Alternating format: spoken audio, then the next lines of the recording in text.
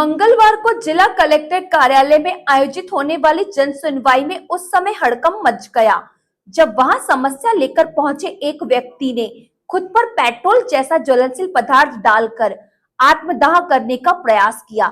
वहां मौजूद स्टाफ और अन्य लोगों ने उसे ऐसा करने से रोक दिया और उसके हाथ से बोतल छीन ली और मामले की जानकारी तत्कालीन पुलिस और अधिकारियों को दी, जिसके बाद कोतवाली पुलिस ने मौके पर पहुंचकर उसे अपने साथ कोतवाली थाने ले जाया गया है। दरअसल मंगलवार को कलेक्टर कार्यालय में आयोजित होने वाली जनसुनवाई में किन्नापुर क्षेत्र के वारा से कुंवरलाल मस्करे अपना आवेदन लेकर पहुंचा था, जहां उसने किन्नापुर एसडीएम और तहसीलदार पर रिश्वत मांगने का आरोप लगाते हुए कलेक्टर मृणाल मीणा से अधिकारियों पर कार्रवाई किए जाने की मांग की। कुंवरलाल का कहना था कि कलेक्टर साहब ने उसकी बात नहीं सुनी और उसके आवेदन को एक तरफ रख दिया, जिसके बाद आक्रोशित होकर कुंवरलाल ने ज्वलनशील पदार्थ अपने शरीर पर डालकर कलेक्टर कार्यालय परिसर में ही आत्मदाह करने का प्रयास करने लगा।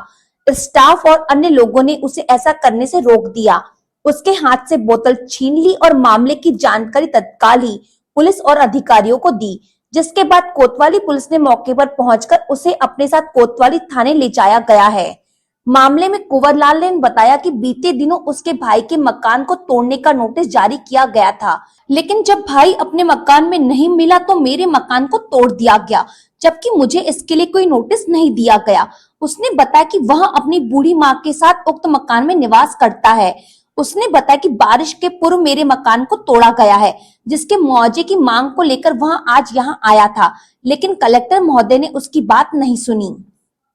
एसडीएम साहब को ज्ञापन देने आया था कलेक्टर साहब को।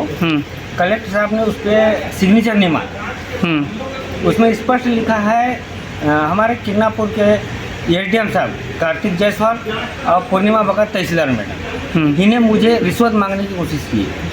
क्यों रिश्वत मांगे, किस काम के लिए? मेरा मकान बसंत मस्करे का मकान गिराने आए थे। तो बसंत मस्करे का मकान प्रधानमंत्री आवास का था, उसका पूरा पैसा मिल चुका था, लेकिन उसका मकान नहीं गिर पाया, इसलिए मुझे कुंवरलाल मस्करे को साइड में ले जाई गई पूर्णिमा भगत ने, और मुझे 20,000 मेरे को दो, 30,000 एसडीएम साहब को दो, ऐसा बोल करके उन्हें मुझे मांगे। तो मैं बोला मैडम जी मेरे पास तो 1 रुपये नहीं है, मैं गरीब आदमी हूँ, और जिसके खाते में पैसा आया था राशि बसंत मस्कर के, वो तो यहाँ नहीं है, नागपुर में है। तो बोले अभी के अभी बुलाओ, नहीं तो अभी मकान गिराऊंगी। बसंत मस्करे आपका कौन है? मेरा बड़ा भाई। अच्छा, क्यों गिराने आए थे उसका मकान? अब क्यों गिराने आए थे तो वो लोग बताएंगे। अच्छा, उनके पास आदेश था, मुझे तो कोई प्राप्त ही नहीं हुआ। लेकिन गिराया नहीं? नहीं, उसका मकान नहीं गिराया, मेरा मकान का झोपड़ा तोड़ा गया। अच्छा, तो उनको कोई नोटिस दिए थे क्या पहले? उनकी नोटिस उनको मिली या नहीं मिली मुझे नहीं। आपको नोटिस मिली? नहीं, मुझे कोई नोटिस नहीं मिली। मेरे कुंवरलाल मस्करे नाम से कोई नोटिस नहीं आई। तो शिकायत करने आया था कि जो मेरा मकान तोड़ा गया है इसकी मुझे भरपाई चाहिए, तहसीलदार मैडम और एसडीएम साहब। तो आपने पूछे नहीं कि भाई क्यों मकान तोड़ दिए मेरा करके? पूछा तो बोले बसंत मस्करे मकान तोड़ने आए। तो मुझे लिखित में दो, मैं बोला कि बसंत मस्करे का तोड़ रहे हैं, मेरा कच्चा मकान तोड़ा गया है। पूरा गाँव था, सरपंच था, बीडीसी थे, सभी लोग थे। अच्छा, बसंत मस्करे का मकान को एक भी खरोच नहीं आया गया और मेरा मकान का तोड़ा गया अभी। अच्छा, तो आप क्या मांग कर रहे हैं? मुआवजा मांग रहे हैं क्या? मुआवजा, मेरा मकान का जो तोड़ा गया अभी बारिश के समय में कहाँ रहूँगा साहब, मुझे इसका मुआवजा चाहिए। कितने लोग रहते हैं परिवार में? परिवार में मैं और मेरे 2 बेटे और हम 2 परिवार हैं, 4 लोग, और मेरी माँ भी साथ में रहती है। इन लोग ने ऐसा। तो अभी साहब क्या बोले यहाँ आए थे? तो कुछ नहीं बोले साहब ने कुछ भी नहीं बोले, आवेदन देखे और साइड में रख दिया। अच्छा, मेरी माँ भी 3 दिन भर्ती रही हॉस्पिटल में। मेरी माँ को मारा गया, तहसीलदार मैडम और एसडीएम और वो 2 पुलिस वाले, नेहरू पुलिस वाले और एक मैडम। अच्छा, यदि आप पैसे दे देते तो नहीं तोड़ा जाता? हाँ, पैसा दे देता तो नहीं तोड़ा जाता। क्या मैं गरीब आदमी कहाँ से पैसा दे देता? मैं बड़ा मुश्किल से पेट पालन करता हूँ। इधर मामले की जानकारी लगते ही बालाघाट अनुविभागीय अधिकारी गोपाल सोनी भी मौके पर पहुंचे और उन्होंने पीड़ित से चर्चा कर अनुविभागीय अधिकारी किन्नापुर से भी मामले को लेकर चर्चा की। मामले में एसडीएम गोपाल सोनी ने बताया कि उन्हें जनसुनवाई कार्यक्रम के दौरान जानकारी लगी थी कि एक व्यक्ति अपने शरीर पर ज्वलनशील पदार्थ डालकर बैठा हुआ।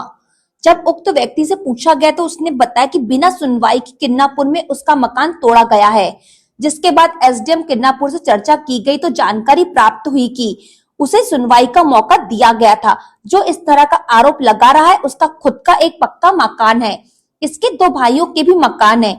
उन्होंने आज एक आवेदन सौंपा था जिसमें उनके द्वारा कहा कि उस पर कोई कार्रवाई नहीं हुई है। प्रक्रिया के तहत कार्रवाई की जा रही है।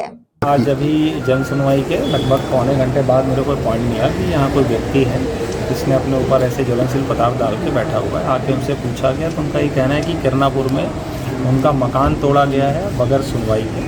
इस संबंध में मेरी अभी तत्काल एसडीएम किरनापुर साहब से बात हुई। उनका कहना है कि विधिवत इनको पूरा सुनवाई का अवसर दिया गया है और जो व्यक्ति यहाँ पर अपने ऊपर ज्वलनशील पदार्थ डालने की बात कर रहा है, ऑलरेडी इसका एक पक्का मकान है, इसके भाई का मकान है और एक इसके अन्य भाई को पीएम आवास का भी लाभ दिया है। तो किसी प्रकार से बेघर नहीं है। इनसे पूछा गया तो आज इन्होंने एक आवेदन दिया है और इनका कहना है कि उसमें तत्काल कोई कार्रवाई नहीं होगी, क्योंकि जन सुनवाई में जो भी आवेदन आते हैं नियमानुसार उसकी जांच होती है। जांच में अगर कोई ऐसी चीज़ें पाई जाती है तो उसमें सक्षम अधिकारी अपनी कार्रवाई करते हैं। सर, उसका कहना यह है कि उसके भाई का मकान तोड़ना जाना था, उनको कोई नोटिस नहीं मिला और उसके भाई के मकान तोड़ा जाना था, वो घर पे नहीं था, इसलिए इसका मकान तोड़ दिया और पैसों की मांग कर रहे थे कि अगर पैसे नहीं दोगे तो तुम्हारा मकान तोड़ देंगे, और उसने उन्होंने मकान तोड़ दिया। इस पर क्या कहेंगे? ऐसी कोई बात नहीं है। निश्चित रूप से वो अगर विधिवत प्रक्रिया के अंतर्गत उसमें पालन करते हुए नोटिस देते हुए जो भी सुनवाई के अवसर है वो देकर ही फिर कार्रवाई की गई।